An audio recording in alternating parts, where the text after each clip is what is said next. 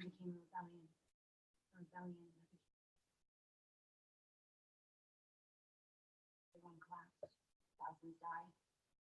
But the future we come from is different. I know. Because you questioned traveler things that were pursuing you.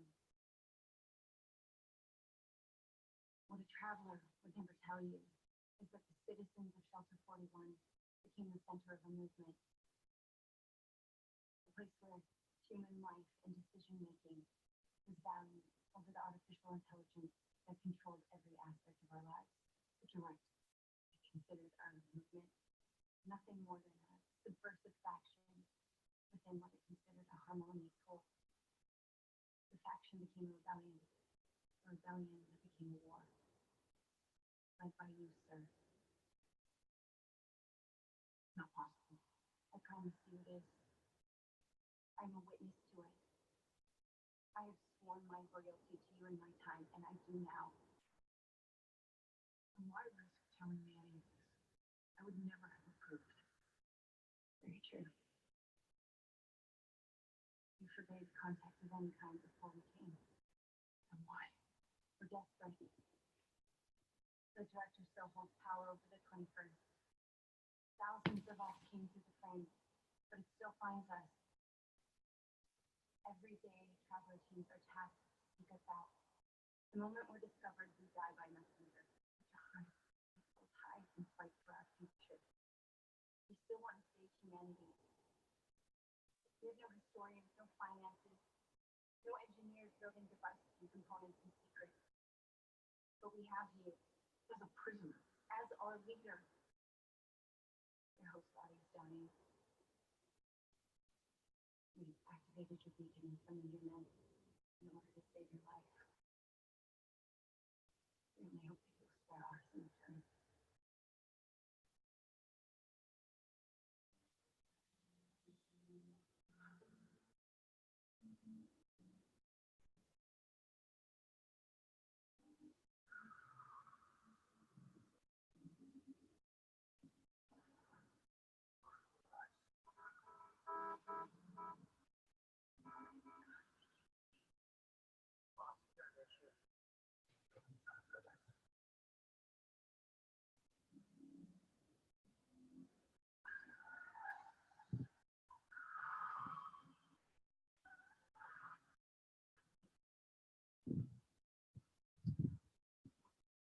Hi, Tita.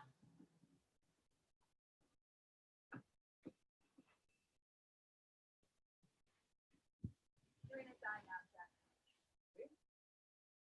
I don't think so. Unless you get back in that car, drive away, never show your face again. You'll die. I remember now, Carly. Everything. Production, your confession, all of it. I know what you are. What all you are. What's the gun, Jeff? You didn't get to work and shoot me in the back now? Not my boyfriend. You won't have to. So what, you gonna do it? Carly Shannon? No. You're gonna take care of that yourself. Nah, I don't think so. You see, there's people onto you now, not just me. They're onto you. It doesn't matter. You're gonna die. Shut the fuck up! Not a single person. Not me. Not your sergeant or any of the cops that you work with. Not even your son. I said shut your mouth. Or what? Carly, don't. No, I want to know. What? What? What are you gonna do, Jeff? Huh?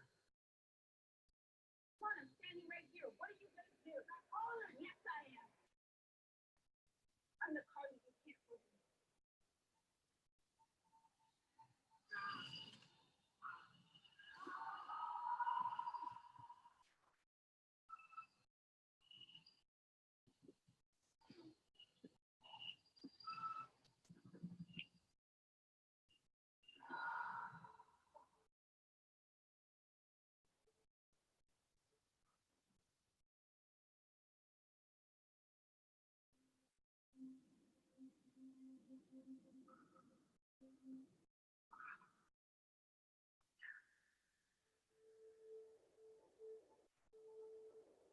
I'm there for what? 416.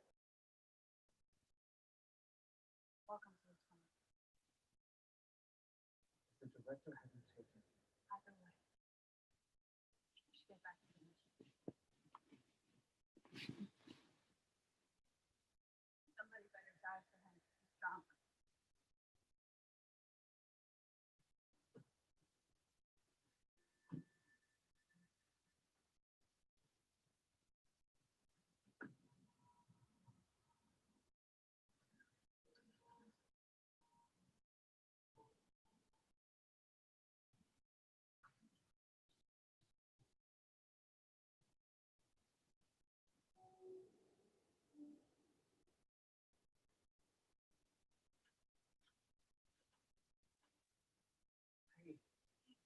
coming here instead. I feel myself.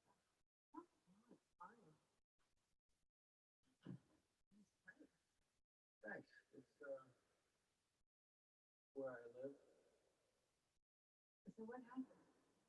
Not in a little. I, What? well, to get my bike back. A bike that I given to somebody else, but then I got stolen by a gang. You got into a street fight with the gang. Yeah. You should see the other. David, you need to see a doctor. Marshall, check me out when she gets home. It's nothing. Like you said, no big deal. Once we're vomiting and stuff.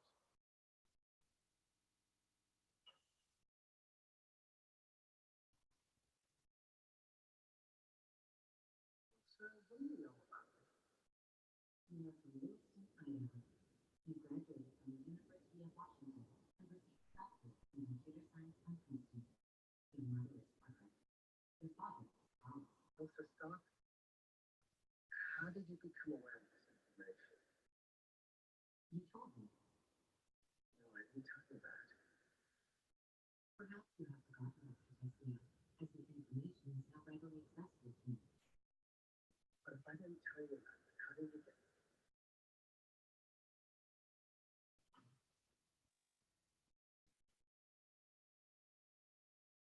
Could see things that I noticed.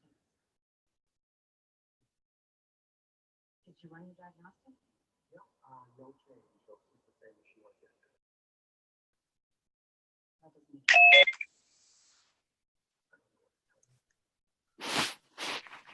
Could they have broadcast something to Ilsa from outside the glass or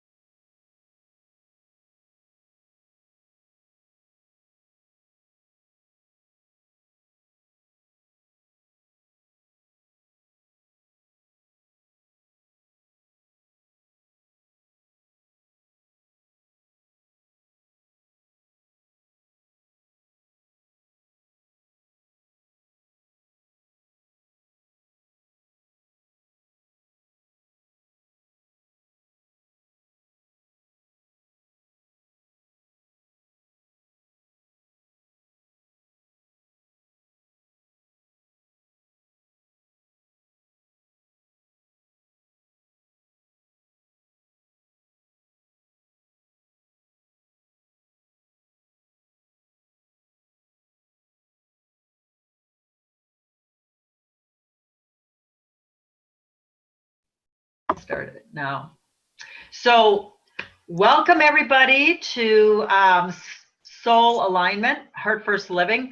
Like I said, I feel like I've shared this with some of you guys, but this was a very determined experience that wanted to be had, and it was like a download. I mean, I woke up at 5 o'clock. They said, grab your pen and start writing. So I'm like, okay. So thank you for saying yes. And first of all, thank you for saying yes to you. So let's all breathe into that. Because isn't that the first yes you must say? Is to you first, and from that, it blesses others. And that kind of encapsulates Heart First Living. Because let's be honest, up to this point, we've basically navigated our reality the other way around, haven't we? We did for others, we made sure everybody else was okay around us, and then a lot of times we were last on the totem pole. And not going to work. If you are, the universe sees that as an unbalanced human. So let's breathe into that. So maybe that's, and remember, so much of this is just going to come through me, you guys. My human wants to take notes. So yeah, so Heart First Living is honoring you first, saying yes to you first. And if any angst, if anything is showing up in your body when I say that, I would invite you to notice what belief you are still holding in yourself that feels like discordance in you. So remember, the body knows truth, but then the mind likes to argue for limitations. So how do you know if you're in your head or in your heart? Well, usually there's an argument going on if you're in your mind. There's some way you're trying to convince yourself or someone else or argue for what you think is right. And that energy will have nowhere to go in this year. So let's kind of breathe into that. And before we get going any further, there is 12 of us that 12 people that registered. So there were some people that said they were going to be out of town or couldn't make it tonight. But let's connect first with the ones that are physically here, and then we're going to open up the energetic space for everyone that is joining this process for this year. This is a really my experience of this is it really is going to be a place where we can come together and become best friends and have people in our lives that are doing their work, that are moving along the journey, that can show up for other people in a non-judgmental way, and just so you have hearts. Welcome, Patty. So first I want to introduce, oh, hi, Patty, welcome. I want to welcome Lauren. I want to introduce you to Lauren. Lauren, are you going to show your face?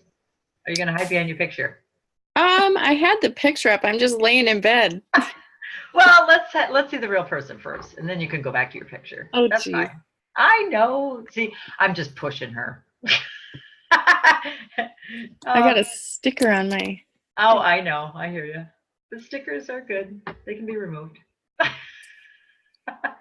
So Lauren, Lauren and I connected in end of November, and she's come on board to support me. She's kind of being my personal assistant right now. So she's helping me with some of this particle work. Just say hi. Hi. Hey, Lauren. Yeah. So there's Lauren. See, she's a real person. And what I'm really excited about is she is younger, meaning she has that other perspective. You know what I mean? And she knows technology and stuff, and it's no big deal. Our first time together, I'm like, of course, stuff just starts coming out, and I go, oh, do you want to take notes? And she goes, oh, no, I have it all down. She typed it all out already. I went, what? Yeah, it's been fun. Yeah, so let's just all kind of thank her because she kind of helped get the particle pieces going for this webinar too for me. So I really appreciate it. So some of this stuff as we go along, you might see that she might be involved or might send out stuff. So if it's coming from her, just know that she's part of the team now. So yay, welcome. Okay, next up is, well, first of all, let me just say, I would like you to share, how come you even wanted to participate in this? She doesn't like it because I put her on the spot. Yeah, thanks, Julie. I mean, just since meeting Julie, I feel like my whole kind of perspective and just daily living has changed a bunch. So I'm just learning every day now something new from you. And I was just excited to see what this webinar would be about and learn more. Awesome. Well, we welcome you. Thanks for participating. And then I'll probably have you guys mute yourself after you're done talking, and I'll minimize some of the background noise. And then when you want to say something, just unmute yourself. Okay. That's if, somebody comes in your room and stuff, it doesn't disrupt everything. So, okay, Jennifer, you're next. Jennifer Starbright. Hi. Hi, welcome. Thank you. So I'm just going to say some things that Jennifer won't say. I met Jennifer back in 2008, I think. I feel okay, like that sounds about right. 2008, 2009. And so she actually connected with Mara. And so I met her through the experiences Mara was holding at her home at that time. And has just been this bright, sparkly star. And she has been able to do her thing and still checks in and comes. And so I was really excited when she said yes to this and gets to bring her beautiful soul's energy and perspective as well. So go ahead. How come you felt you wanted to participate in this? Firstly, thank you for that, Julie. That was very sweet. I miss you guys. Let's see, but the reason because I wanted to and I was drawn to, and I miss you guys. Oh. And I think we talked that I'm going through some major changes and considering life changes. So I was hoping for a little bit more direction too. So good. So all those reasons, it just was as soon as I got the email, it was a yes. And I responded right away. So yeah, she was the first one, by the way, you guys, that signed up. Not that it's a race, but I'm just saying that's how sure she was. I mean, it was absolute that she was to do this, and she had a huge push by her soul. So yeah, so welcome. Thank you. You're welcome. Okay, Jennifer Miller. All right, unmuted. All right. So for me, it was just no thinking. It just was what it was to be, and just always looking for an opportunity to connect and evolve. So I'm super excited. Yeah, well, welcome. So, and Jennifer got to have her past life clearings today with me. So yeah. She's probably like, I know. Shift to the left, shift to the right, stand up, sit down, love. Yes. So, well, we're excited that you can join us too, because we know your life has been very hectic the last few years, and it just is kind of fun to do this via the computer. I know it's fun to do it in person, but this is just going to make it, especially it's really a commitment, right? So it'll be easier just to plug in if you're here or not, whatever, and still be able to access the energy. So we're happy to have you on board. All right, Patty Reinitz, welcome.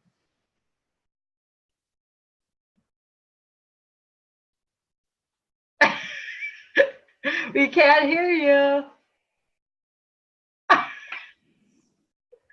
Can you unmute? Ironically, Patty's the one that always teaches me about the computer. All right, we'll give you a minute. We'll go to Sue. You figure it out. Okay, Sue. Sue, why don't you share a little bit? How come you felt drawn to this? Well, I feel like it was a given that I would be a part of this. That wasn't even whatever consideration. Since I've gotten acquainted with you, Julie, and Mara, and all the information that's coming in, it just feels like it's so helpful. And I know you refer to so many things that I really feel the need to kind of put in here a little bit better. Maybe in here, I'm not sure, but it is accessing things that could help me navigate through all of what's coming through. And not only that, but what a lovely cohort of people, to do this with. So I thank you for doing that. That's really nice too. Oh, awesome. Awesome. And I just have to say that Sue probably, if there was a gold star, Jennifer probably got it the year before, but Sue got it for last year. I met her in December of 17, and I've never seen anybody take the trip from her head to her heart so quickly. Because when she first is just like thinking, I'm like, wow. I know. And so, yes, so thank you for remembering, and thank you for just sharing your beautiful energy. Well, obviously you triggered a lot. A little few pushes in there too, Yeah. but yeah. I need it. Okay, and look, okay, Patty, you got? I think I got it. Can you hear me now? We can hear you now. Sorry. She works for a cell phone service too. Can you hear me now? Not Verizon. The other one, yeah. The other one. I'm so excited that I got this working and that this worked out. And I'm not very good at taking time for me. And so this was a really good opportunity to just make sure I do. Nice. Yeah, and so that's interesting. She said that, and she wasn't in the first part of our discussion here. And so we were saying how Heart First Living is saying yes to you first. Okay. I heard you guys. She's like, oh, I hear the call. Okay. So, and again, we're so happy that you are joining us and can bless us with your beautiful energy as well. So, and you guys. Laura, welcome. Laura gets the award for hanging in there with me the longest. For the sloth, of course. No, I met Laura back in 06 or maybe the beginning of 07. Yeah. Yep, like that. So, yeah, lots of changes in her life too. So why don't you share? How come you felt drawn to this? I was the one that was like, I have to actually sign up because I've just been kind of here since 2006. So I was like, oh, well, I guess I need to sign up. So because she thought this was, she goes, I'm in for life. She goes, whatever you guys offer, I'm in. I'm just a lifer, so always more to learn, always more to take in. So this is a cool new thing to try. Yes, and look at you got the technology working. She felt worried that it wasn't going to work, and she got it to work. So look at how we can all stretch and grow. Yep. So it's really, let's open up the space too for Krista, who is from Arizona. She will be joining us too. We also have Diane. I wonder if we should text her. Sue, would you mind texting her and let her know? Sometimes she gets busy and she forgets. And then we also have Opal, who is somebody from Idaho that I go out there and work with. Karen is traveling right now. Some of you know Karen. And then Anita is going to join us too. So let's just hold the space for all those people as well. So let's start by putting our hands on our heart and breathing, because that's a great place to always start. So deep breath in through the nose, out through the mouth. In through the nose, out through the mouth. In through the nose, out through the mouth. And I really want you to take a microscope and start experiencing yourself as you do anything. We're going to take your energy dial and fine tune it even more precisely this year. So if you just close your eyes and kind of do an energy scan of your body, I want you to notice what happened just in those 3 breaths. And if anybody wants to share, they can unmute themselves and share something. But I'm just going to tell you, for me, you can already see how my energy shifted. You know, brings me right back to center. It brings me focused. It brings me all here. And, you know, just my body feels a little more relaxed. Yeah, I was going to say balanced and relaxed. Yeah, balanced and relaxed. So I always joke that this is the simplest thing you can do to navigate this kind of energy. Because number one, you don't have to learn how to do something. You already know how to breathe. You know how to put your hands on your heart. And when you do that, you're giving the automatic signal to your body, to all of you, that this is where I want to operate from. It takes you out of your head immediately. So if you're not sure, am I thinking, or is this really here? Put your hands on your heart, and it automatically tunes you into this signal. Takes it out of here. And then my other thing is, I say it's free. Doesn't cost anything. And, you know, it's always there for you. So my first tip is heart breathing. That would be my first recommendation. How are we going to live? Heart first now? Well, we must be in our heart.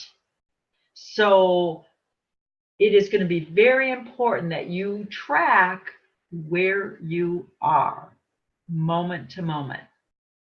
And we're going to talk a little bit about the human, the soul, and the essence. So it's a triangle, right?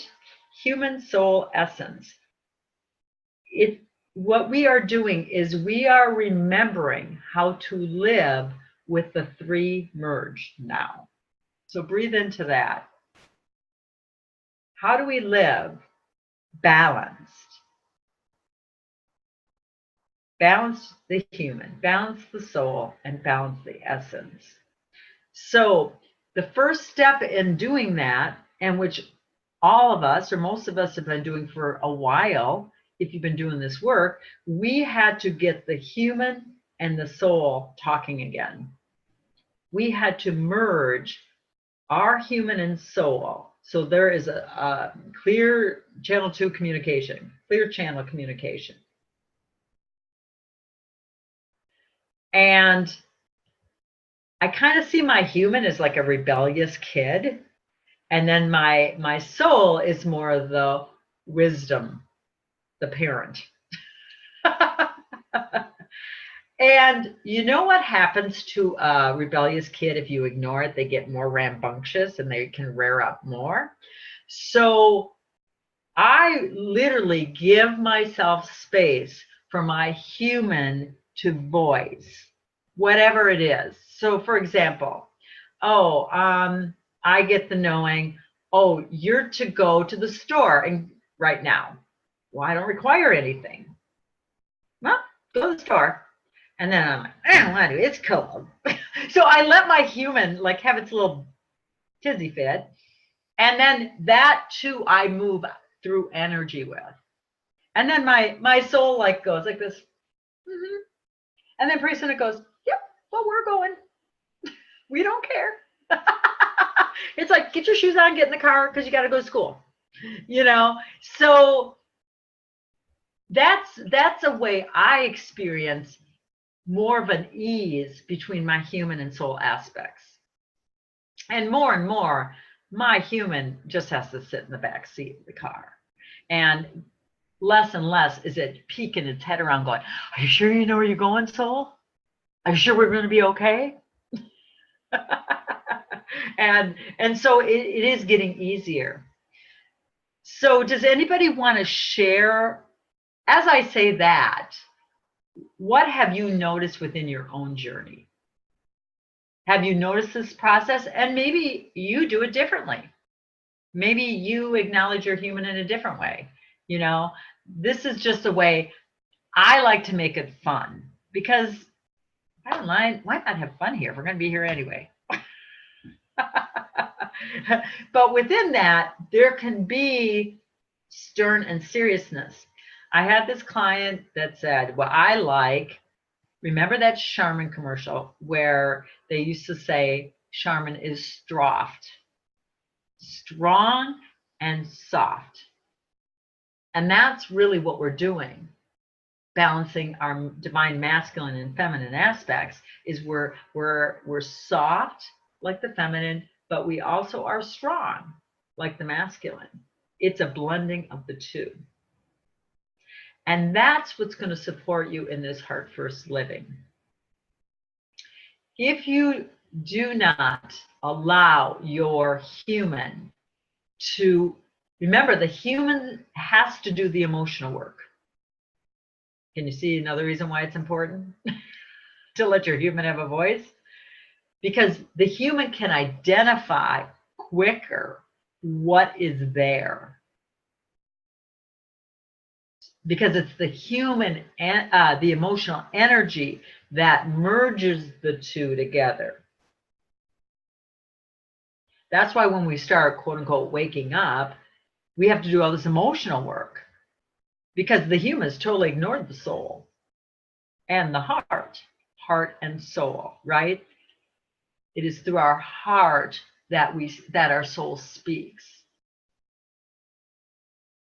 That's why first and foremost, you have to live in your heart, you have to be in your heart, and then you have to listen to your heart, which is the prompting of the soul. Does that make sense? Yes? Okay. Within that, as we are doing this, we're all being asked to up-level this. And what does that mean? That means we are to merge now with our essential nature, our essence self. And that encompasses a lot. And remember, our linear mind wants to figure this out, and there is no figuring this out. There's only feeling it through. So when I say something, I want you to also notice, am I trying to figure this out, or am I allowing myself just to experience the energy of what she's saying? Okay. So as you merge the human and soul, then you can start connecting with your essential nature. And that's your God self. And our essence is large, right? It encompasses all of us. So if you want to really entertain this, that means all of our lifetimes, all of our versions of ourselves in any role we played is under that umbrella. It's also all of our gifts. All of our gifts is in that essential nature. It also encompasses all of our perceived separations. So that's why I don't feel like we ever really get this process done. So I don't know about you, but when I started this journey, I wanted a checklist. I said, I want to see my stuff. I'll move through it and let's move on. Let's go have fun. Let's ascend. And then I go, oh, this is a process, not an event. And so if you can remember to keep this as a process, not experiencing it as an end result, number one, it becomes a lot easier. And then also, you're just so much more gentler with you. Does that make sense? Everybody with me so far? So, human soul essence, triangle, our essential nature. What's beautiful about this is the more stable a base is, the more you can connect with the point, right? Reminds me of a pyramid. Reminds me of a triangle. So remember, the triangle portal came in last June. What do you suppose it really was doing for us? It was anchoring that energy of human soul essence. So it'd be easier for us to access ourselves outside of this linear time. That's pretty cool. This just in. I never knew that. See, this is my human. I didn't know that. So, you know, and my thing is, I want to share with you my process because it's really easy to have somebody or to start sitting there going, well, I haven't figured that out yet. I feel like she's the expert. I'm not an expert. All I am is somebody that's willing to share my process and what I've remembered this far. So, and everybody has different rememberings. We all hold different codes. So I really want you to catch yourself if you find yourself doing this game, because it won't serve anybody right now.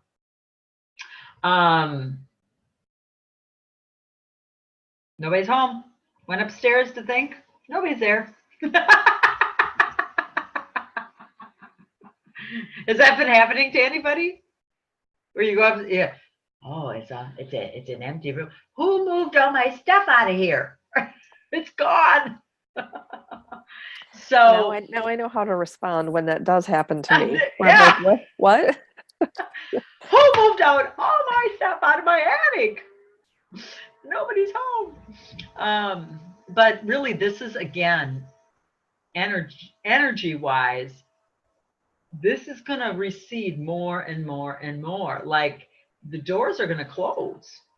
So you will be unable at some point to think.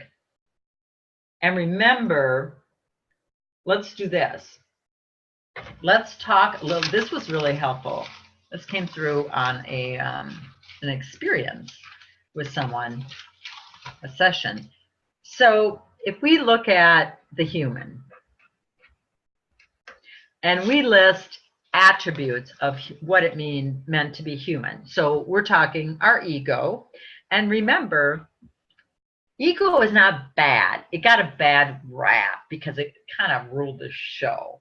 But it is not bad. We're not going to get rid of anything. What we do is we find a place for it to sit right next to us. Does that make sense? So if you have any idea that, oh, I want to get rid of my ego, no, that's not going to be helpful.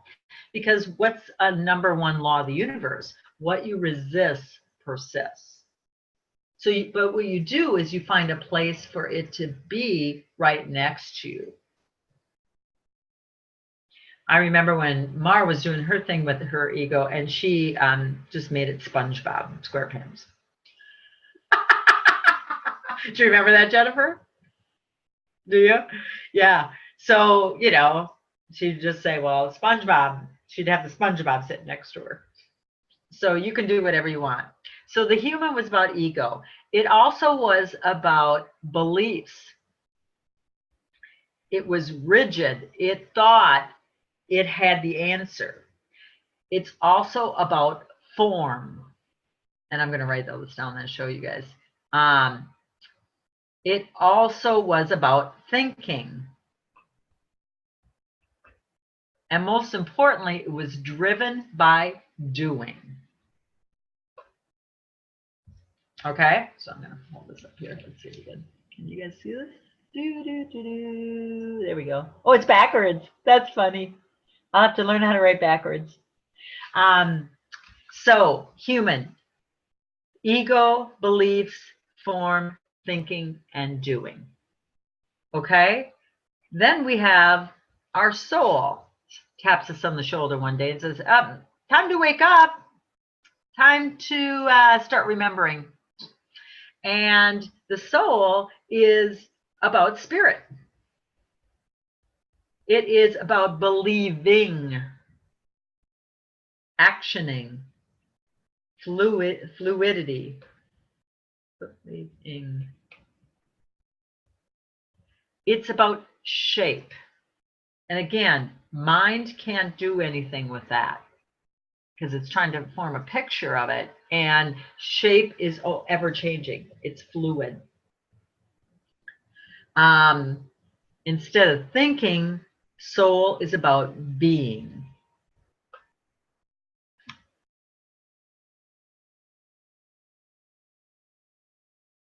Excuse me. That's the opposite of doing. It's about knowing. Our friend B just corrected me. It's always nice to have a friend like B.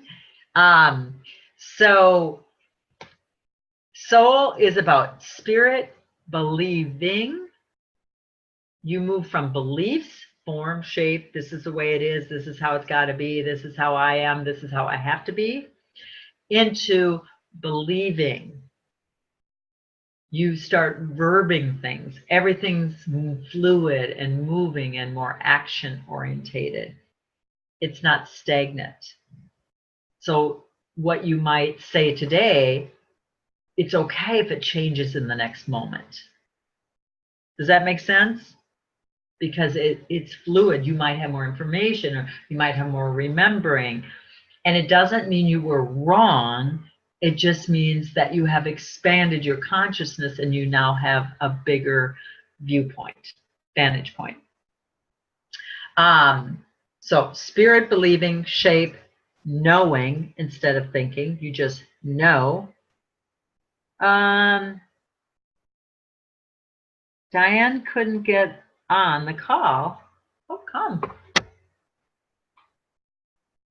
Maybe we can just put her in audibly.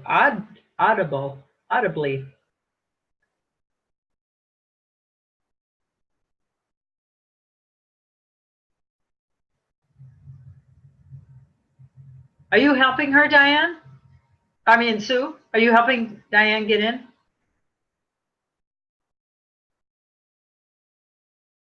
Okay. She had her son come over Oh, okay. to help, but apparently there was still a problem. So Okay. Well, we can ask her if she just wants to join us via phone call, will you? She could just call in and listen. Okay. So how does she do that? Just saying. Well, she could call me, she could call you and just put on Oh, I see. speakerphone. Oh, just listen to speaker. And she can just listen. Okay. Yeah. So, okay. So soul is spirit, believing, shape, knowing, and being. We be and then we do. That is opposite of how we have lived when we were head heavy, be saying. We were like a wobble, a weeble. So does that make sense, kind of picking that apart, kind of seeing it as much as we can categorize this? To me, that was very helpful to just kind of see the difference. And it was easier for me to identify than when I wasn't in my soul energy. I will share with you that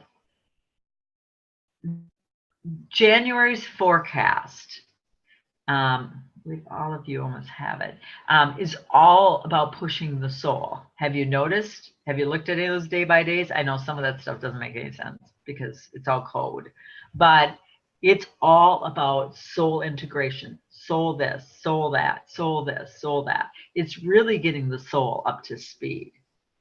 And that is what the push is about here in January. And that's why these emotional portals are so intense, because it's really not just even pushing the soul, it is bulldozing the human into feeling so that it can make that soul connection. Does that make sense? So let's say you encounter someone and they're in a space, whew, wow, oh my, right? They're just not, they are becoming their emotions. They are not feeling them. What do you do? First thing I do is breathe. First thing I'll do is I'll put my hand in my hair and go, oh, wow, oh my. Either inside, if I can do it outside, I like it. But if I can, I just like basically go, oh my, wow, woof, woof, woof, wow, woof. And you know, part of that, I am moving through my emotional energy by that gesture. Remember Mara saying you have to take action on your emotions by that. And then I just know that the body loves the sound of your voice. And when you give voice to something, you are giving consciousness to it. And it's saying, okay, the human is paying attention. And that's how you keep moving. That's how you just move through the energy of whatever's there. So is everybody good with this definition of the human soul and essence then? Essence is self-explanatory at this point, right? Because it's everything. It's the umbrella that holds both the human and soul. And what's really cool is I am excited to witness and hear about your re-emerging gifts you're going to start accessing this year. Yay! Are you guys excited? What if all of a sudden you start speaking in another language? Or what if all of a sudden, like, you have this impulse to paint and you've never painted before? Or what if all of a sudden you feel like writing and you've never really written before? That's what's possible, which is very, very cool and exciting. Because we don't have to, quote unquote, learn everything all over again. We are accessing all time. Let me maybe speak a little bit to time. Okay, let's talk about time. How many people have experienced time as wonky? It's like, wow, this is not how I remember time being. Anybody have that experience? Yeah? We have moved in to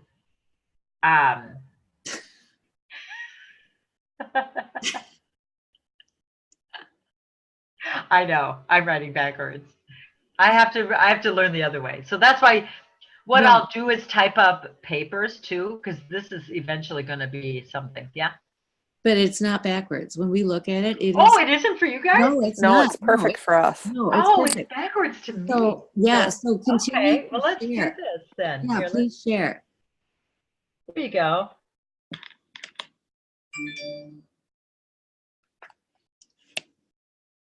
You got it? Oh, well, that's good to know. It's not Yeah. backwards. Yeah. Because to me, I'm seeing it all backwards.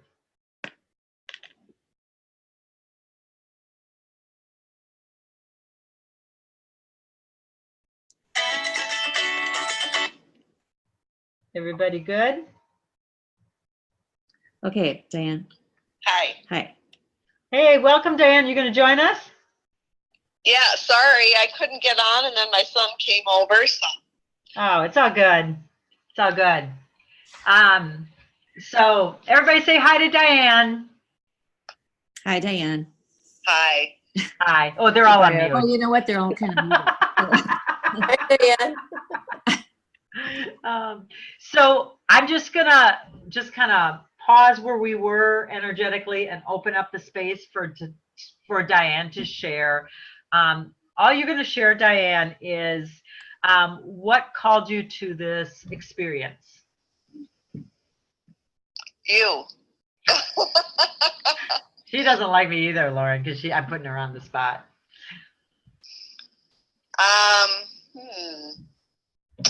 It just felt right, I guess. Yeah, and that's what some other people said. And so what, you know, with that, if we look at this through we're going to look through everything through this lens of heart first living. So look at how it was really the call of the heart, right? The heart and soul saying, yeah, this is to be, this is for you. Yes. And this impulse is going to be so strong that you cannot not do it. And how many people have had that experience already where you go, wow, I just cannot not do this. There's no thinking involved. You just, it's just there. And it always turns out beautifully, better than a lot of times you could ever think. So that's actually, thank you for that, Diane. That's a beautiful example of heart first living. You know, I just felt it. So, and one other thing I want to share in this is by not honoring that impulse, and remember, so many times it makes no sense. It makes no logical sense. It makes essence or soul sense, but it doesn't make logical sense. And by the more we can move with that feeling when we get that impulse, the more magic you are going to experience and be able to create in your life. It's just, anybody that's hung out with me any amount of time, we've done that, haven't we? We've experienced that magic. It's just like, oh my God, there it is. And oh, wow, this is here. Because, you know, it might look like going on a wild goose chase to a cabin on all these back roads. We have no idea. And yet it was perfect. You arrive at the perfect time, you arrive at whatever. And that's really part of this heart first living, is letting go of what you thought you should do, be, have, whatever, fill it in, and moving into just going with knowing. If we have, yeah, I like that, going with knowing. So that is it. You go with knowing. You're going with knowing. And to the extent you resist that, because now remember, this is all, let's look at this human guy. These are the reasons why you would resist it, because you might have a belief about something, or you're like thinking, or you're like, well, I have to do this instead right now. Those all are energy stoppers in 2019 energy. Under the ego, I would maybe even entertain, this is it was very helpful to me. There's really two core beliefs that have operated, all our beliefs have grown out of, okay? The first one is, I'm not okay. So just breathe into that. I'm not okay. I'm not. So what would be fingers from that? I'm not enough. I'm not smart enough. I'm not whatever, strong enough. I'm not whatever. It's all those not enoughs.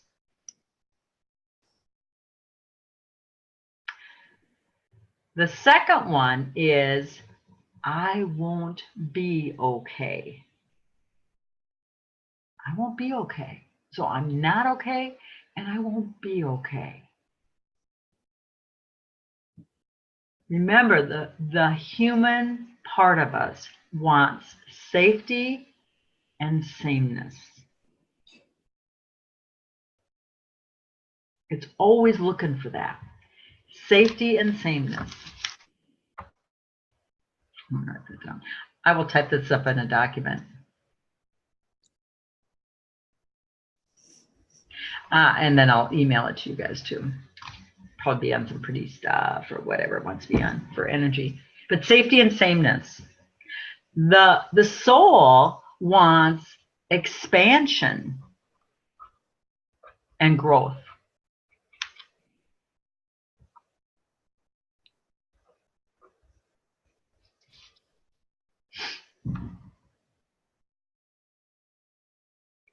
So wherever you are having resistance in your life to whatever, it's an indicator that there's an unconscious belief, and if you boil it straight down, it's really, I'm not okay. It's some form of I'm not okay or I won't be okay.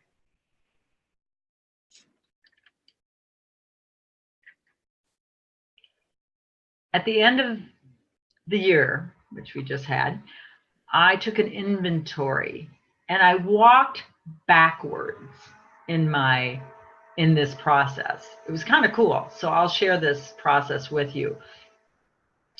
I looked at my typical day and I said, what are my habits I am doing every day?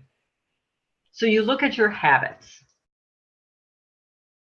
So what are the things I'm doing automatically where I'm not really putting any conscious energy to it? I'm just doing it because I've always done it. And then I ask the question, well, does this habit still serve me? Is it going to be helpful in moving forward? Yes or no? And some were yes, and some were nah, we can let those go. But the ones I let go of, the ones that said no, I took it back one more step and I asked myself, well, what belief created that habit? What belief? What belief did I make with myself somewhere along my timeline that created that habit?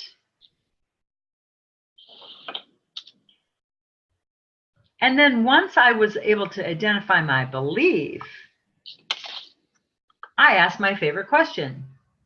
Well, how come? And just curious, how come I created that? Not judging it, but how come? And this is where many times it's going to go into your little girl will start to show herself, or she'll say, that was me. I was 3. Did you like that belief? Got us out of a lot of binds. Kept us feeling safe. Kept us feeling okay. Do you feel this? But then it's easy to say, oh, well, I can see how come you created that. But you know what? I'm here now. I'm ensuring we're going to be okay. I'm ensuring I know we are worthy. We're adequate in anything. So what if we just dissolve that energy and let that belief go? We can thank it. One of my favorite ways is take a piece of paper, write the belief down, put a heart around it like a heart balloon, and let it go. That action is saying to everything, thank you, and it's complete. Now, if it's a really big one, it's really deep, and you know those ones, you may want to do a ceremony of burning it or something, honoring it. But it's really important to have this essential gratitude for not only the belief, but for you and your little one who created it, to make no part of you wrong.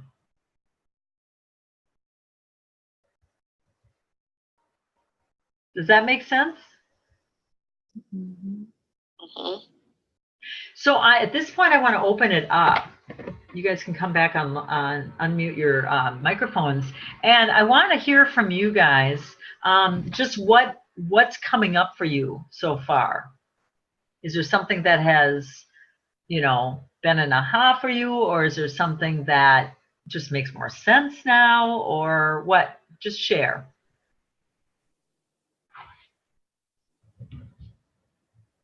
I'll just say I'm lucky that we had our session today, because it connects it and just reinforces it, and it just another level of reflecting or processing you know, and some of the things we talked about are moved through today. So Awesome. Awesome. Thanks. Anybody else want to share? You really made it cut and dried by saying all beliefs are stemming from I'm not okay or I won't be okay. I mean, that really hit home for me. And you make it so simple, Julie. And if and if that's all I'm dealing with, I can figure out and talk to my little girl about it. Thank you. Mm-hmm. Yeah, and actually, Mara's the one that said that to me. It's just that the way my whatever captures those key things, and I can recall them. So I think that whatever part of my essence loves to do that, because I take very few notes, but when she says these things, I'm like, oh, that's important. I want to remember that. So we'll thank Mara for essenceing that. Yes. Yes. And I love how you say if we honor those impulses, it'll lead us to the magic. And why wouldn't we honor the impulses? That's awesome. Yeah. Simple. I love it. Yes. Anybody else? Good. Jennifer, do you have something? Jennifer Starbright? No, I was being with them. I had something to say and I don't. It just all resonated. But I don't have anything specific. Okay. Yeah. And it sometimes, you know, we hear these things, and this is not new to any of you, really.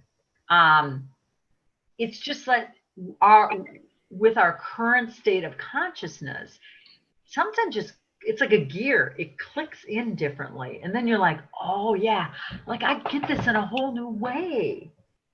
Yeah. And that's what's really cool. One thing I want to say about this metaphor was given to me. I was talking to somebody, but it was very, very helpful because it's such a great visual.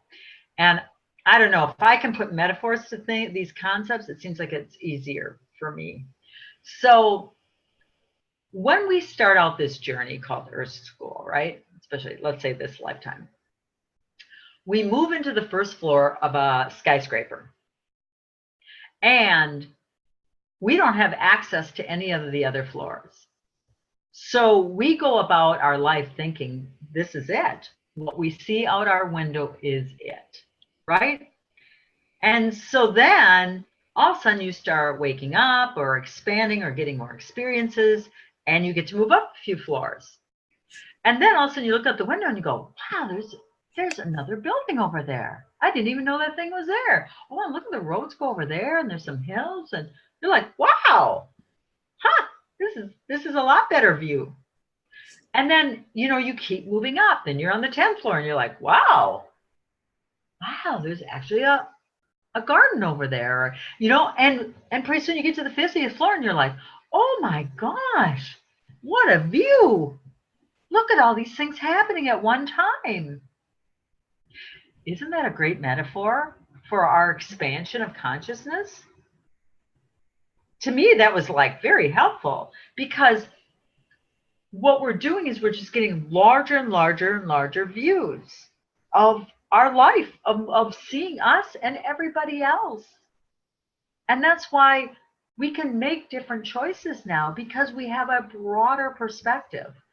When you observe and experience this living from a soul perspective,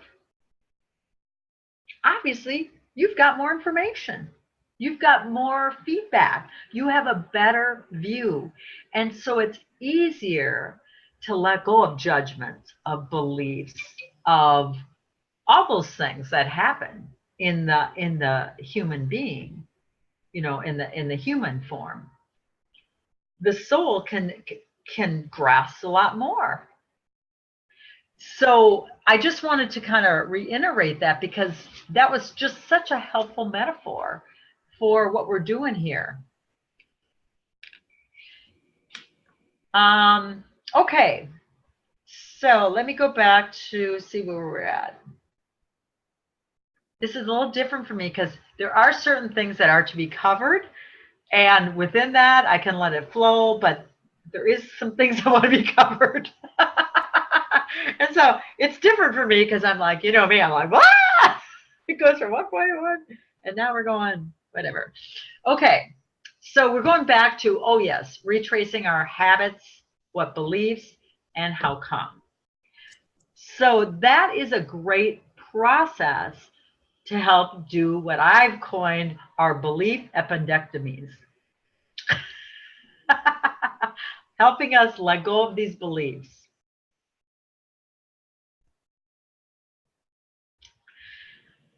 Now I'm going to share with you a little experience I had.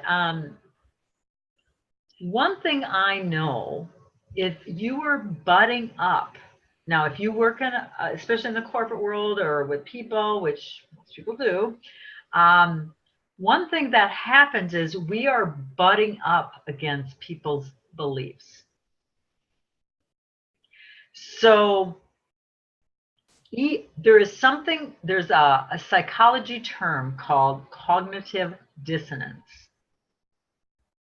And what that essentially means is someone can have a belief, and if they are not open to hearing another perspective, then they have cognitive dissonance. They're playing in that. And what can happen is it can look like you can lay out the scientific proof of what you are sharing, that it is true. And they will still say, I don't believe you. Has anybody had that experience? Like you have proof, you're sharing something and you're saying, well, look, blah, blah, blah. And they're like,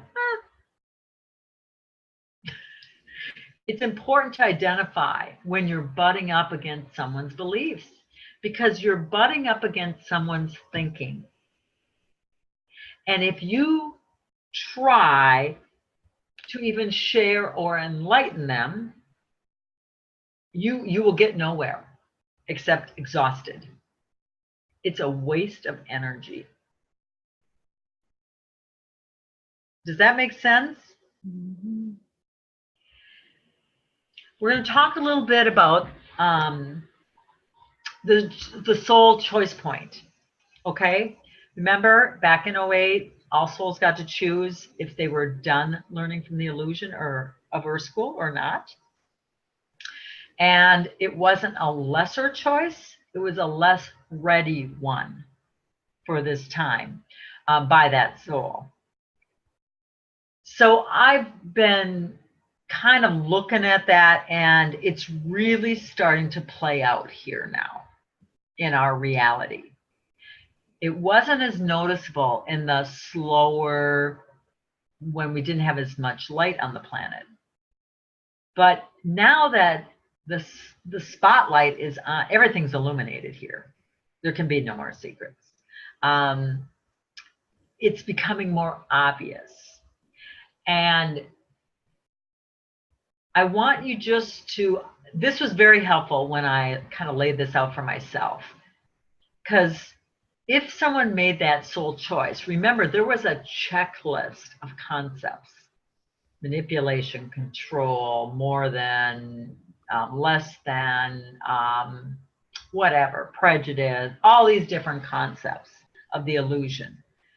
And all of us checked everything off our lessons and handed in our paper and said, yeah, we're done learning from the illusion. We want to remember this lifetime. Well, some souls checked, yep, I'm complete with this one, this one, this one, this one, this one. And they got to the very last one and they said, you know, I don't know if I've learned enough from control over or power over someone. I'm not going to check that one. And they handed in their sheet. So they are in that not done category, right? But they're mostly done. And so that's one of the things I say about my daughter. She is the most done, not done soul I know. Because she left one or two things off her list. And to me, that was like, oh, crazy making for a while, because I'd be like, oh, she's getting it. She's shifting. Yeah, yeah, yeah. And then it was like, then she'd flip. And I'd be like, oh, wait a minute. Last time we talked, we were here. How'd you get back over there? Does this help in navigating somebody in your circle? So you want to know that while they will grow here, they're going to continue to take their directive from the human. Therefore, it's always going to come from their beliefs.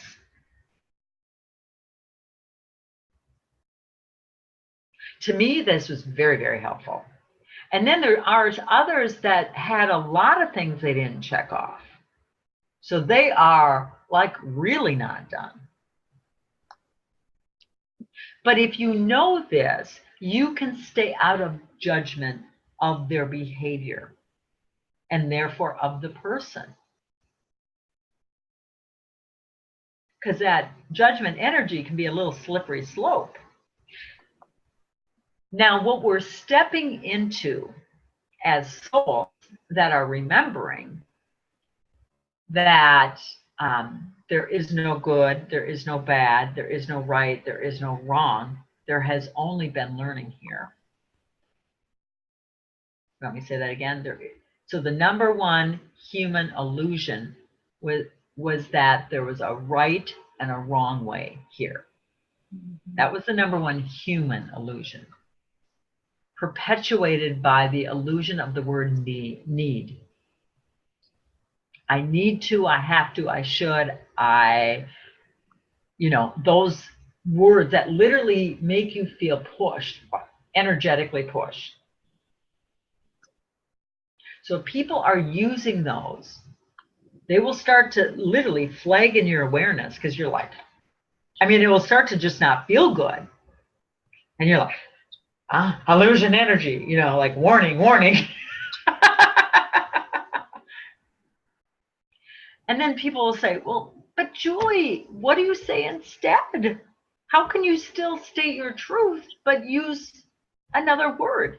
And this is where the conscious languaging comes in, which I must have been one heck of an oracle at one lifetime, because this just comes to me. So instead, what I use is, it is time for. It is time for this. It is time to do this. It is time to let go of this. If you quote unquote want to blame it on somebody, blame it on time.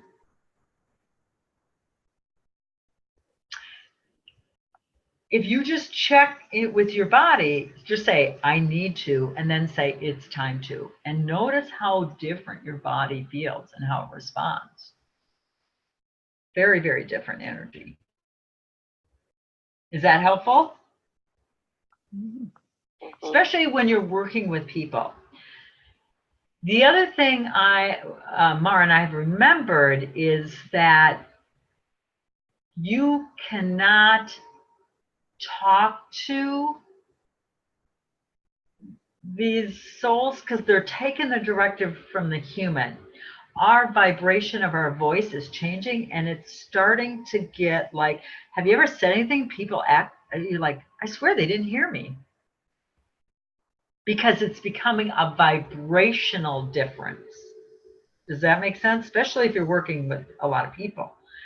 They're like, they get like glazed over, and it's as if you never said it. So what you want to be conscious of is that we model this more than we talk it. You're modeling it. So sometimes it comes with words, but most of the time it'll just come by your actions. Like they start blah, blah, blah, and then you just state the truth. Well, it seems to me like you have a lot of feelings to go through about the situation. And then you turn and walk away. You don't stay there and listen to it. You just walk. And what happens? And then in our human, we're like, well, that isn't very nice. I listen to people because I had this belief I was responsible for everybody's emotions. For instance, nobody's had that belief around here.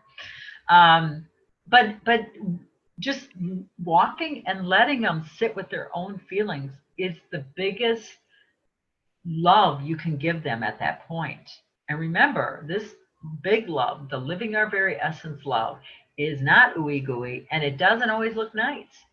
It doesn't always feel good to the other person, because you're saying, I love you enough to not participate with your version of the illusion. And that might look like interrupting them or saying blah, blah, blah, because you can see the truth and then turn and walk away. Or it might look like saying, no, that doesn't work for me. It's not going to fit. And setting your boundary. With no explanation. We don't have to defend our choices. No is powerful, because what you're really saying is, remember, the word is the word is the word. You're saying no because I know where this is going to end up. I have been down this road with you enough times to know where this is going to end. I don't require to take this journey down this illusion road with you anymore. Do you feel that? So I had this experience with somebody that I know quite well and whatever, and she was crawling in all these beliefs and had all these assumptions, and I was like, wow. And here's my belief getting busted, because I thought she was farther along than she was. Now, I recognize that. I'm like, wow, she really is thinking it. You know what I mean? And part of me so wanted her to be in remembering, that there was a part of me that was kind of lying to myself, even though I saw evidence otherwise. So she was like, blah, blah, blah, blah, blah. And I just said, well, do whatever's there. And I walked. I went into the garage. I just let her stand there with her feelings, with all her beliefs and whatever. And she had to deal with it. Now, I would have never done that a year ago. But that was an act of love. First and foremost, who's it first for? Me. I love myself enough to take myself out of your illusion. Because I know I'm not going to get anywhere against thinking. Does this help? Does anybody else have a reference or an experience they want to share to bring home this point? No? Nobody's run up against beliefs? I'm the only one? No, daily. I do it daily. God, that was Diane. Yeah. Yeah. So, but is that helpful? Yeah. I can't think of anything specific, but it's super helpful thinking about, especially my work environment. Yeah. Because you get a smorgasbord of people there across the board in all different soul places. Remember, it's the same path, different points along the journey. I think it's so helpful that, you reminded me that they're taking their direction from their human, and I feel not like I'm not heard, but it's not me. That is so helpful. Yeah, because literally it's becoming a vibrational thing. Yeah. So, okay. Where are we at with time? Oh my, we must have slowed time down because it's only 8:10.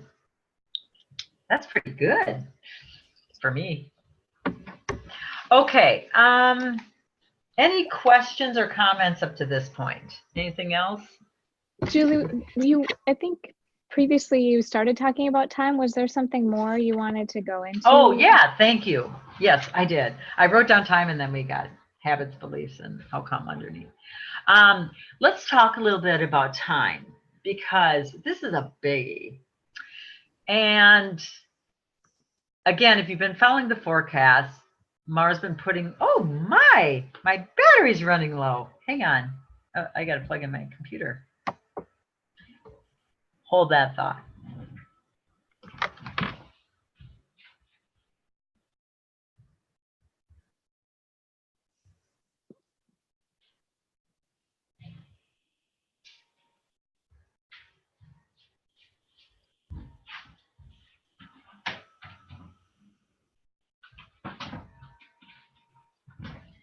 Okay. I love it how everything wants to help. Everything wants to help because computer just told, this is a perfect example and lead into time. So the computer was fully charged and typically it lasts 3 hours. Doesn't matter what I'm doing.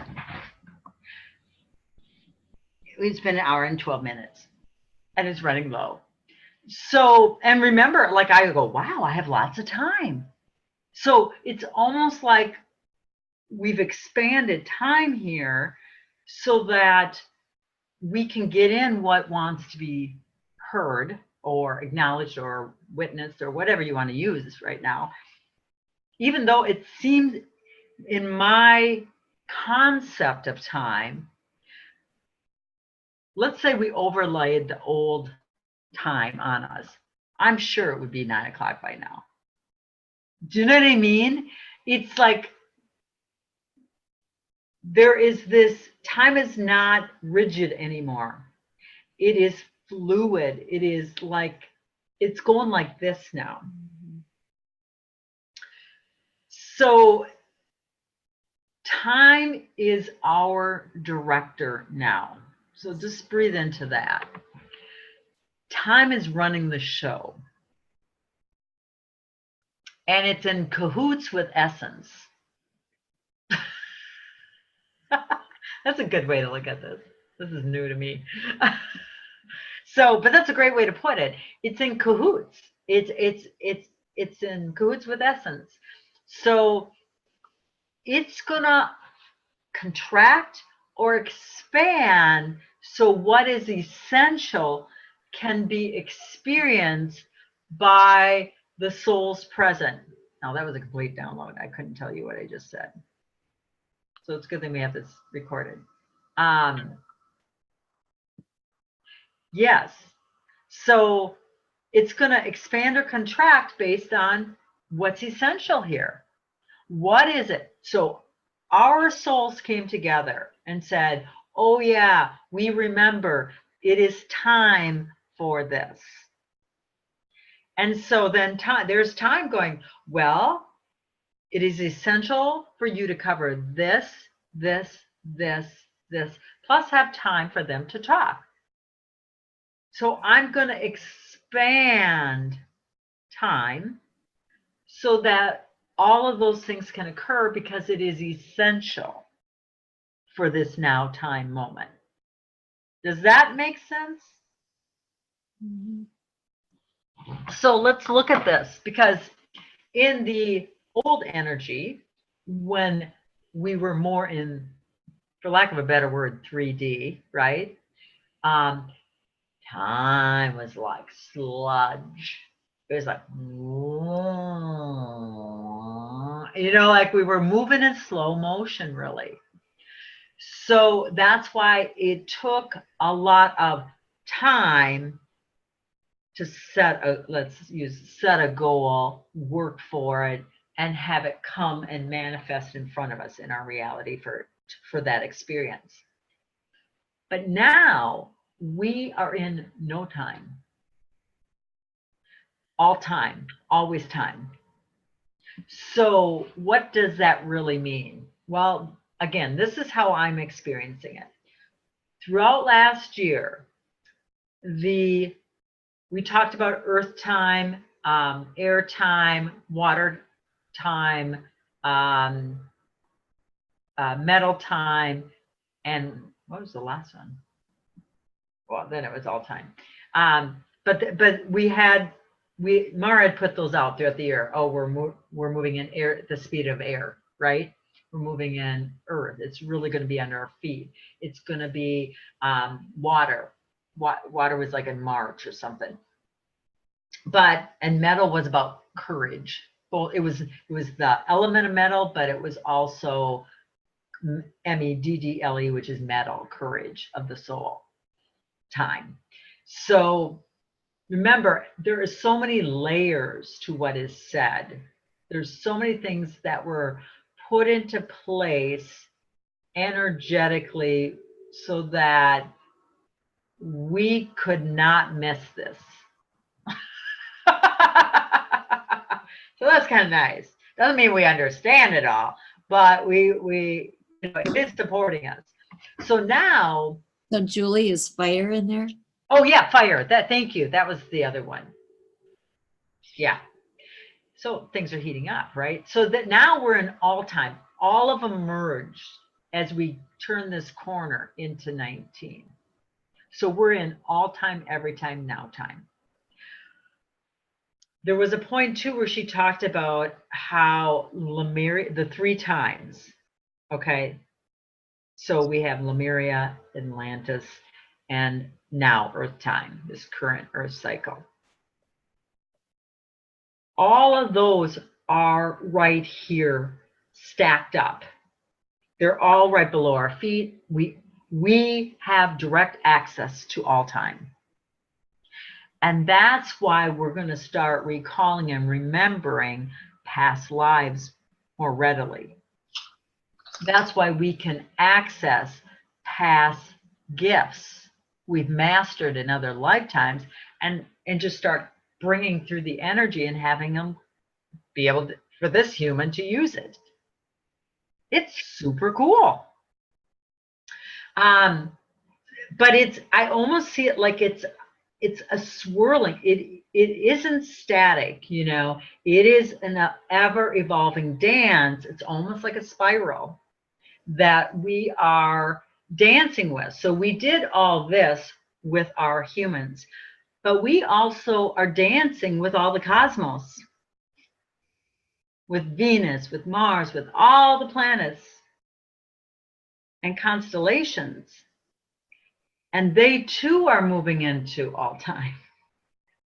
So this is beyond words. This is beyond a linear comprehension. And that's when a lot of times Mara goes into that other language, because she can convey the energy and we can pick it up, because there isn't really English for it. Okay? So my example is, there's always, if I have a new belief, which I don't, I just move into believing, but there's always the perfect amount of time for whatever's required to be done. That's where I operate now, which is really interesting when you own a business. And you keep hearing, well, no, you can't do your taxes, can't do your taxes, sorry, you can't, nope, nope, nope, nope. I'm like, whoa, isn't it passive? Nope, too bad. Surrender, surrender, worry, worry, worry. You know, you feel this? It becomes a lot of things happen. But what happened is, well, it was perfect, because then I just found out, well, you get a one-time exemption without a penalty. Oh, that's nice. But there's also this stepping into essence it's a whole nother level of trust here. It's a whole nother level of believing that I will be okay and I am okay. So what I am noticing is the universe is pushing us out of our comfort and asking us, are you willing? Are you at least willing to do this? And sometimes when you go, yep, I'm willing, like in my case, I've been willing. So I say, yep, I'm willing. And like, okay, well, you don't really have to because we were just checking to make sure you were willing. I'd be like, oh my gosh, that's cool. I don't have to do it. And sometimes they're like, okay, you must. So the will of the soul, right? All these verbiages we've heard. The will of the soul will out. We are going to be asked more and more, are you willing? And I remember Mara used to say to me, Julie, you don't have to give up everything, but you must be willing to. And I for the longest time, I didn't know what she was talking about. And I'll reiterate that for Sue, because she probably had to plug in her computer too. So my screen went dark. So what happened there? I'm sorry. Oh, interesting. Totally went blank out. So was that on that was an issue on my end? Yeah. No, we've been here. You've been here. Oh yeah, we went totally black. So do you feel like you're in the dark, Sue, with all this? Dark. We're like, what is it? What was that? 3 minutes? Do you feel like you're in the dark? I thought it was on your end, and I thought something happened, and then all of a sudden the screen came back. It's in my battery's totally fine. Anyway, so what did wow. What did we miss? Okay, so this is a great, see, everything wants to help. So we're talking about this time thing, this essential time, and willing. So what I was just saying, ironically, when you blacked out,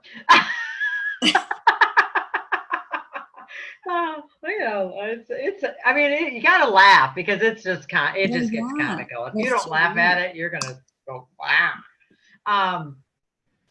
We were just saying that Mara used to always say, you don't have to give up everything, Julie, but you must be willing to. Yeah. So, because it is the soul that wills out, the will of the soul. So, like sometimes, and I feel like you've had this experience with me, Sue, like I get this knowing, oh, we're to do this. And then all of a sudden I go, oh, I guess we don't have to. Right. But we had to be willing. Yeah. And, it's almost like the universe says, well, just check in. Just check in if you're willing. Yeah. So be aware that that's a possibility. And as soon as you go, oh yeah, I got this. Oh, I've surrendered enough or whatever. Trust me, you'll be pushed. Let's just see. And so to me, like, it's almost like a game. And if I keep it as a game, I don't take it so seriously, and I have more fun with it. And then my human can relax. Does that make sense to everybody about the willing? So with this time thing, time is our director. Time has remembered what it's time for. Let's breathe into that. Time has remembered what it's time for. And so this is what's going to start to feel whatever for people as we move throughout 2019. Because if it is not essential for your journey, it will go. And that can feel harsh to our humans, because it could be things, it could be people, it could be jobs, it could be, anything. But if it's not essential for your journey, it will go. Well, if something leaves, and remember what the human likes to play in, form, beliefs, thinking, it's going to go. And remember those 2 core beliefs, oh, I'm not okay and I'm not going to be okay. again, soothing your human, reassuring your human. A lot of times it's your little one. And then letting your soul come in like a nurturing parent. And then just moving through any feelings, any of those core 4 feelings that come up. And then saying, my favorite line is, I cannot not be okay here. And to me, that relaxes everybody in the group. So we can all be on the same page. Oh yeah, I remember, I cannot not be okay here. In this now moment, in this here and now, I am fine. I may have to make some choices that I don't want to make, but I'm okay right now. And that's how you let go of stress and becoming worried. Does this make sense? So I'm going to go back to something I said in the beginning. It's vitally important to track where your energy is at. To take your energy dial and just, you're going to tune it in like a tuner on a radio. And maybe it's still on static and you're in between stations, but you want to get it so you get that clear channel 2 communication, 2 being clarity, right? And being present with your body is the quickest way I know to stay present with you, because your body is your telemeter. This is a Juliism. It tells on you. Your body will always tell on you. Where are you at? Are you holding stress? Are you not feeling emotions? And so therefore everything's getting tight. Are you not being honest with you? Honesty, radical self-honesty is one of the largest gifts of love you can give yourself. Loving yourself enough to be honest with what is really, truly in front of you. Not what you want, not what you thought, not what you hope for, but what is actually there in front of you.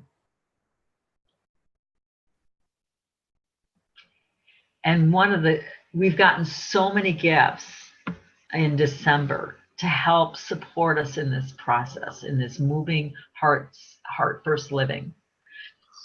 When that oversoul got turned on, to me, it's like my essence went, turned a spotlight on. I was joking with Jennifer today. It's like Motel 6. Gotta leave the light on, right? You know, we're gonna leave the light on. Motel 6. 6 is what? Acceptance, surrender. But this light is above us, and now everything around us is illuminated. It's like there's nowhere you can look where you can't see. And so that really supports us in shifting into soul perspective.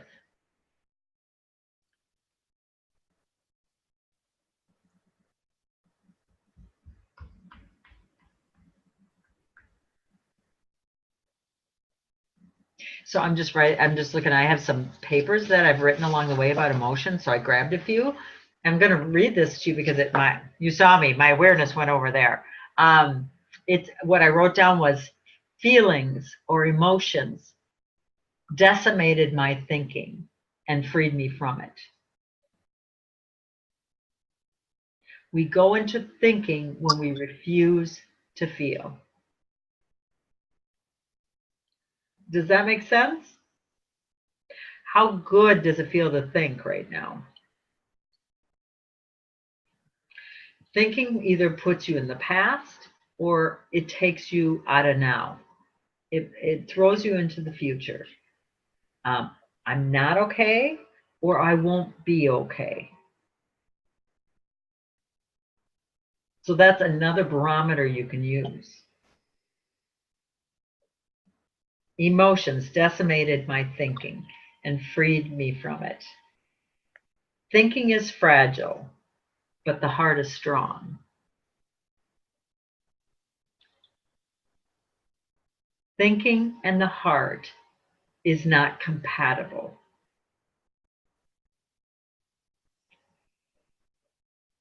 It was the lightness of heart. It was the darkness came from thinking. So how we're going to anchor light here, not only for ourselves, but everyone around us, is through the lightness of heart, light of heart, right? And we're going to free ourselves from that darkness of thinking.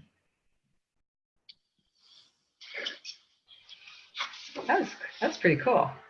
Straight to the heart, I'm okay. My mind's sitting out the rest of the way. This is one of my downloads. I wake up in the morning, I have these poems in my head. So at some point I'm going to put, maybe Lauren can help me. We get to write a book. Put them in a book. Straight to the heart, I'm okay. My mind's sitting out for the rest of the way. I'm following the love road. I'm remembering all that was foretold. How do you like that?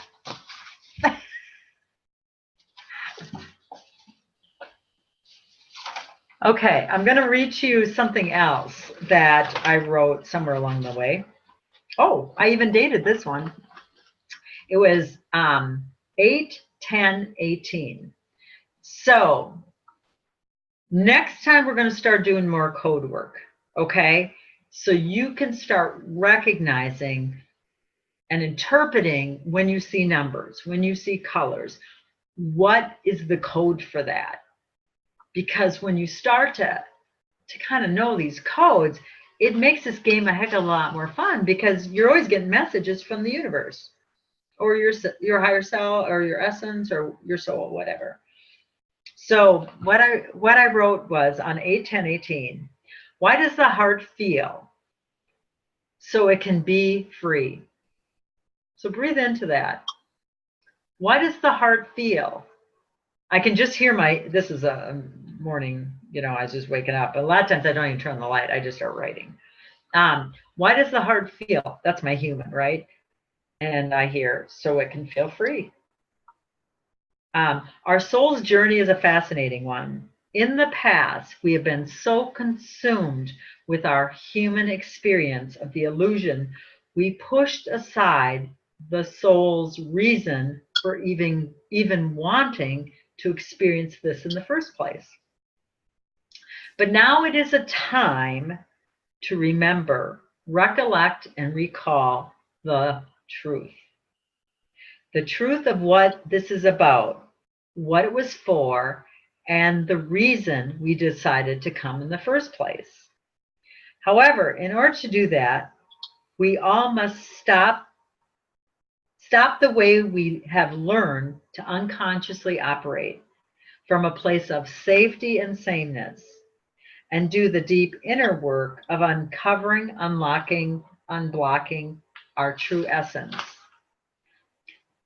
If you are in that place of being ready, willing, and wanting to remember that you are able, this is the place for you. Come join the Circle of Hearts. With soul essences guiding, side by side, we can walk ourselves back to the remembering of the true self, that of love, the big love, living our very essence. So with that, I'm going to open it up. You guys can unmute yourself. I'm going to ask everyone to just share a little bit about this experience and what is your, what stood out, what was your aha or whatever's there to share. I just want to hear from everybody here. Who wants to be first? I can go first. Okay, Patty, good for you. Now this is new for Patty because she didn't usually go first. Well, the way you started it, put your hands on your heart and breathe. I mean, yes. my hands on my heart and breathe. And another thing you said was we've had it backwards before. If I think about being first and then doing, I'm going to have more magical outcomes. So Yeah. those are the two things. And like I said, simplifying the feelings to, when I am trying to deal with something, just simplifying it down to, am I safe? Am I okay? Where am I disconnected? So Good. and Thank you and this group, I mean, Julie, thanks for coordinating this and connecting us all together. This community is going to be awesome. I can feel it. Yeah. And if you are not on Facebook, we are going to do I'm not saying you have to be, but that is going to be a landing place for us. We're going to have a private group community. That means whatever you post there will only be seen by us.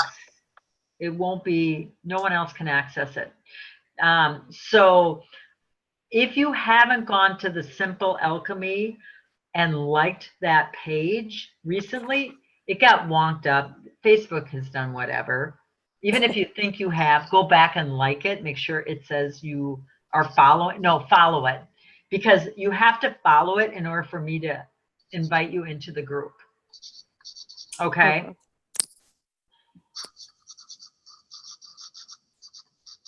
And then how I see that group is for everybody, not just me. This is for everyone to go in. If you got a fun thing you want to share and you're not feeling, like maybe you haven't done Facebook. It's kind of scary to share stuff because you're like, well, I don't know if maybe you can put them a thumbs down on it, or whatever. But, it'll be a safe place to share. And you're all going to get your own rememberings. This is Knights of the Round Table. This is time where we all sit equally around a table and share our own rememberings, because I'll promise you, you have codes that are going to pop for me. I have codes that I share that pop you. And Jennifer has a code that will pop the other Jennifer. And then that Jennifer has a code that will pop Sue. And we're carrying these codes for each other. But if we don't participate, we actually are being soul selfish at this point, because our soul is so much bigger than this human feeling like it's inadequate. And the time of hiding behind whatever is done, because it is time for us all to show up, because it's together we shift this planet and go home. It takes everybody, not just a few. And your soul's going to kick you in the rear. I might say it a little more nicely. So I know who, Jennifer, I think I've invited you already. You're part of it, right? Or not? Was Jennifer Strawberry, is that who you're talking to? Yeah, I'm sorry. Yeah, I'm looking at you going, thinking you should know where you are on the screen. I went on Facebook to look for it today, and I think I clicked on it. Okay. Is it a Heart Essential or Essential Heart? Is that? Yeah. So Yeah. you clicked on it. Now I can invite you in. Okay. I guess I didn't know that was a prerequisite, but it is. So, and then I know Lauren, and Jennifer Miller, I think. Do I have you in there already or not? For which? The Facebook group, the private Facebook group. I don't know. Okay. Yeah. Well, if I don't see your name, I'm going to text you. Okay. And then you'll just need to go to like and follow the Facebook page of Simple Alchemy, Heart Essential Art. I think so, because it comes up first in feed. Okay, so you're probably in there. Yeah. Yeah. So, and then I can send you, I invite you. Okay. So, okay. What happened to Laura? Is she around? Yep, I'm here. Okay. What do you want to share, Laura? You know, I feel like it was a lot that I have heard you say before, but yet I still felt myself sitting here just processing it all. And it was just like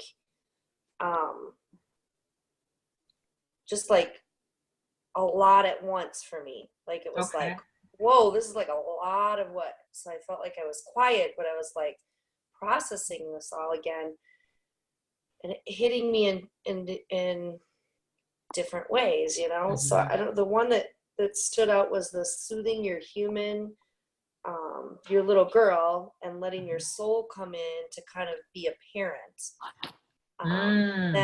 That really, you know, I've worked with you before a lot with the little girl and the soul and all that, but for some reason that hit in a different way. Right. And then I cannot not be okay here. I cannot not be okay here. Mm-hmm. So it's just no matter what's happening here on Earth, and just the whole ominous feeling of driving this. It's like it's not just like this lifetime, you know. So it just feels. And I want to say a couple of things. One, the school teacher liked, I cannot not be okay. The double negative. Yeah, right. So that was kind of cute. But you pointed out you made a great point that I just kind of want to address. Everybody breathe before I say this. Just breathe. Things are going to start changing in our external reality. You know, it's like we've been waiting for things to shift. We've been waiting, but it's going to become much more this year. It started last year. It's going to be more obvious to more people, more. We put out the overview of January in a document last night on our blog. So if you haven't seen it, I'm not sure if I got it to Facebook yet or not. I can't remember. But go read it. Because again, this is Mara's connection and remembering. And she stated in there that this thing about global unrest, and it was the words that came through were a lot more succinct and out, you know, basically saying this is going to happen. Can you hear me? It's saying my internet connection is not whatever. Interesting. As I'm talking about that, it was telling me my internet wasn't working. Just saying, hearts to you. So I want you to not be surprised by what you see. Go through your feelings when it arises, because some things can feel shocking or alarming or whatever. But my first experience with these things is to say, oh my, there it is. I feel worried. I feel whatever. I feel, you know, go through those core four. But that's how you're not going to drop your vibration into the lower energy that's clearing out of the planet and get caught in that thought form. Trust me, there's going to be enough people there. So remember, we are going to be lighthouses in the storm. If you think of yourself that way, you are the light. If you were on this call, you are the light. You are going to be the lighthouse in the dark.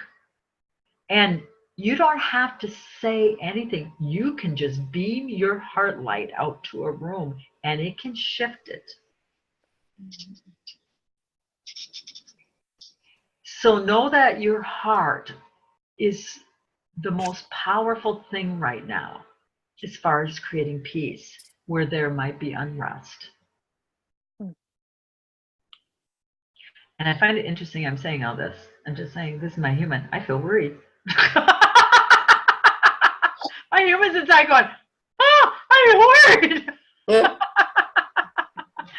So, again, I'm just sharing you my process.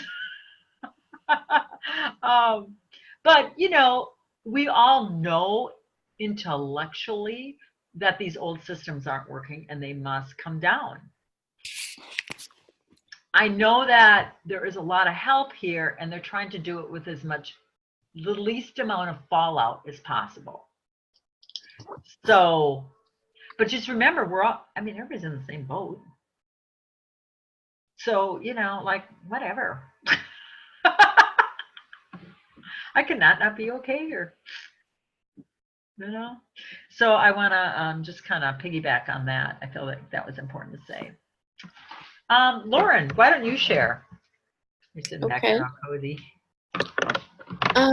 One of the points that I took away was, you know, identifying old beliefs. I thought just identifying and acknowledging it would be what you had to do, but, you know, talking to your little one, dissolving the energy, thanking it and letting it go, there's just more to do. Yeah. So that resonated with me too. It was a bigger depth to yeah. it. Like Lauren said, it just, yeah. And then the other thing, there's a perfect amount of time for essential and what needs to get done. I just thought that was cool. Yeah. You know, I remember when I recognized that it didn't matter what I thought, that I was going to go with essential time. And my whole life I was pushed by time. All I heard growing up was, hurry up, hurry up, hurry up. You know, get going, hurry up. Yeah. I mean, I was 15 steps ahead of myself. And so I was never present to what was going on, and I missed things. Mm-hmm. So being in the present moment is when you catch things and you don't, for lack of a better word, make a lot of those mistakes because you see it. You give yourself that time to process it, to feel it, to know it, and to make a conscious choice with it, not a reactive one. Oh, that was the other thing. Let's put that on human. Thank you. So the human likes to react. The soul responds.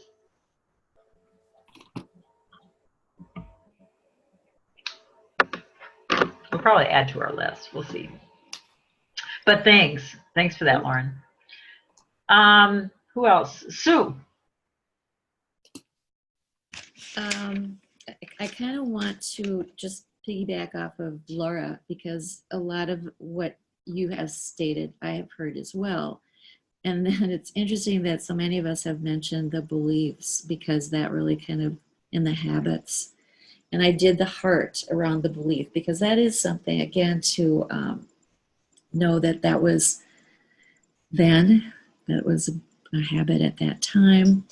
It served me in whatever way, and I can let it go. And again, I can give it gratitude for what it was that I took away. Mm-hmm. So, yeah. Cool. I appreciate just, again, just having it all, having all the information again to really take notes on it. Telling the note taker. And I would like going back to look at what it was that you've said in the past, but now I have it again in another way to reference and, Good. Jennifer Starbright, did you want to share anything? Or are you just going to radiate it? No.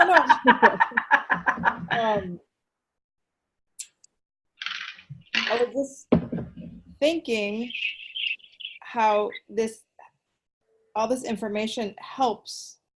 And is it my thinking it's helping? It's my soul, but it helps something about it to make it so concrete.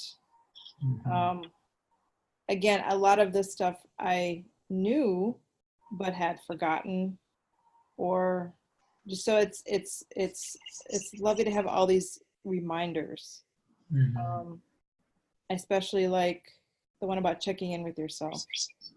I notice when I'm not at work, I do that very easily, but when I'm at work, I kind of go to a different place, and I want to kind of bring that part of me there. Okay, so I'm just going to propose something that's here, if you don't mind. No. I'm going to invite you to explore what belief do you hold about your expressing your soul knowing at work versus in your other life. You know what I mean? To me, there's a belief there that, well, they're not going to accept me, or I won't be able to do my job, or, you know what I mean? Yeah. Whatever it might be, but that's a great place to look. Yeah. Because what I know to be true is you're going to actually become a shining star, because you're going to have this wisdom, this deep wisdom, and bring out things that they've never ever thought of. Do you know what I mean? It actually will behoove you and get you promotions, you guys. How's that for shifting a paradigm? That's great. That's great. Yeah. So I'm sorry, did I cut you off, or was there something else you wanted to say? One other thing that, well, a bunch of things resonate, but remembering to love myself first stuck out for me. So thank you. We can all use that as a daily reminder. You know, that could be something. So my house is my house, and I have in my bathroom, I have these white little, 4x4 tiles, square tiles, right? It's an older house. And so I have these really cool fluorescent whiteboard markers. And so I put them in there, and last year I started doing this. I started writing notes to myself on my tiles. And so when I go to the bathroom, I'm looking at it. How many times do you have to go to the bathroom during the day? You know what I mean? So it's like, well, I'm sitting there. It's right in front of me. It's a great reminder. And not only that, then Mara gave me this blue nightlight. And so I put it in that bathroom.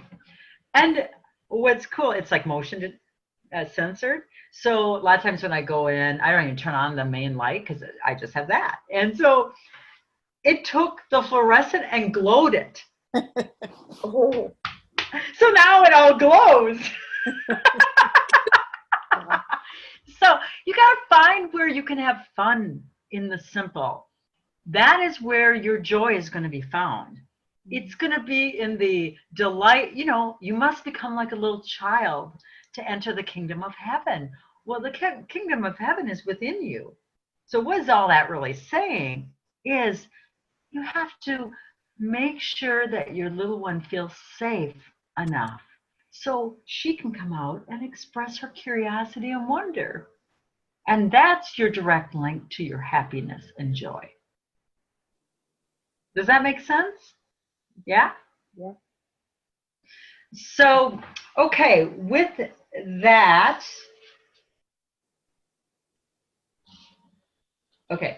I'm just going to end with one more thing that I wrote somewhere along Do you want to ask? Do you want to hear from Diane? Yeah. Oh yeah, sorry, Diane. Hello. You could have cleared your throat.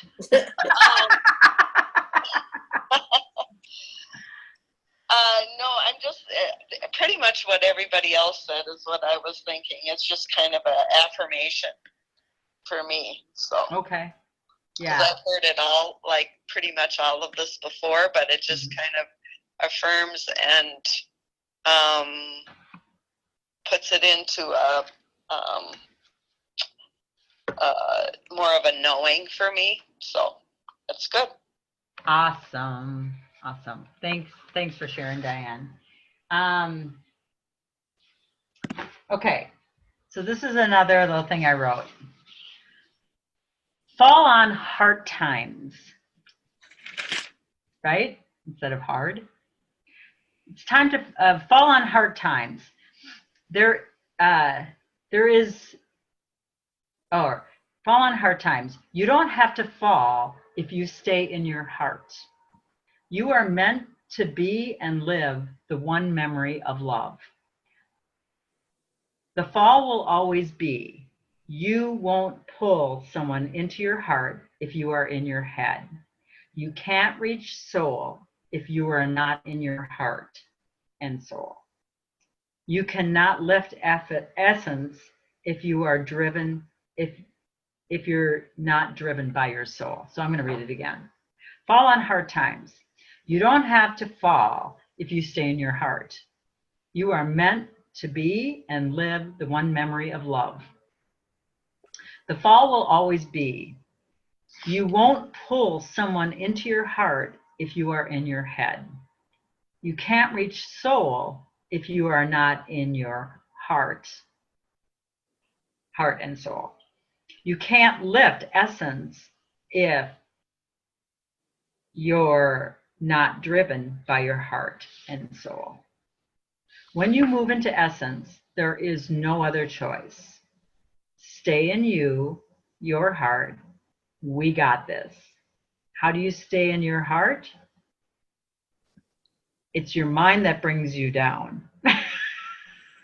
So that's a good reminder. This I know. B. I thought it was dark. Now I remember that everything is light. All that boogeyman thinking just pulled us away from the light we are naturally illuminating. It's time to rise up and be you. So I send you all a huge, huge heart hug. I thank you for joining us tonight. I'm excited about this journey this year. I will let you know that I'll be tuning in to your souls and sending you your little soul message that I get. It wants to be like a soul helper message or something for January. So you'll be receiving that probably via email from me. And yeah, let's just all show up here. And I can't wait to see what we can remember together. Yeah, awesome. All right, everybody, be well. You do. Take care. Take care. Bye. Bye. Bye.